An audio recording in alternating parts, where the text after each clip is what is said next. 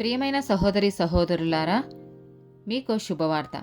2025వ సంవత్సరంలో మొత్తం 365 అంశాలను మీతో పంచుకోబోతున్నాము. జనవరి 1వ తేదీ నుండి ప్రతిరోజు ఒక అంశము మరియు దానికి సంబంధించిన వాక్యమును పంచుకుంటాము. దయచేసి ఆ వాక్యములను వినండి, ధ్యానించండి మరియు ఆశీర్వదించబడండి. దయచేసి సబ్స్క్రైబ్ చేయండి మరియు మీ స్నేహితులతో పంచుకోండి. ధన్యవాదాలు.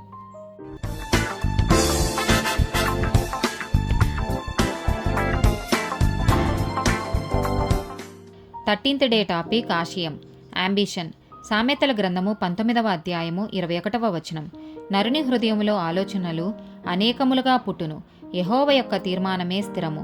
మత్తయి సువార్త 20వ అధ్యాయము 20-21 వచనములు.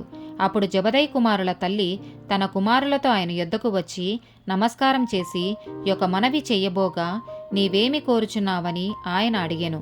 అందుకు ఆమె, నీ రాజ్యమందు ఈ నా 2 కుమారులలో ఒకడు నీ కుడివైపునను ఒకడు నీ ఎడమ వైపునను కూర్చుండ సెలవిమ్మని ఆయనతో అనెను. రోమీలకు రాసిన పత్రిక 15వ అధ్యాయము 20వ వచనం. నేనైతే మరియొకని పునాది మీద కట్టకుండు నిమిత్తము ఆయనను గూర్చిన సమాచారం ఎవరికి తెలియజేయబడలేదో వారు చూతురనియు వినని వారు గ్రహింతురనియు 2వ కొరింథీయులకు రాసిన పత్రిక 5వ అధ్యాయము 9వ వచనం. కావున దేహమందున్నను దేహమును విడిచినను ఆయనకిష్టలమై ఉండవలెనని మిగుల అపేక్షించుచున్నాము. ఫిలిప్పీలకు రాసిన పత్రిక 3వ అధ్యాయము 14వ వచనం. క్రీస్తు యేసునందు దేవుని ఉన్నతమైన పిలుపునకు కలుగు బహుమానమును పొందవలెనని గురి యొద్దకే పరిగెత్తుచున్నాను. 1 తెస్సలోనీయులకు రాసిన పత్రిక 4వ అధ్యాయము 11వ వచనం. సంగమునకు వెలుపటి వారి ఎడల మర్యాదగా నడుచుకొనుచు మీకేమీ కొదవ లేకుండునట్లు మేము మీకు ఆజ్ఞాపించిన ప్రకారము మీరు పరుల జోలికి పోక.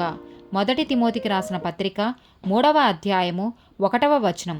ఎవడైనను అధ్యక్ష పదవిని ఆశించిన ఎడల అటివాడు దొడ్డ పనిని అపేక్షించుచున్నాడను మాట నమ్మదగినది. ఆమేన్.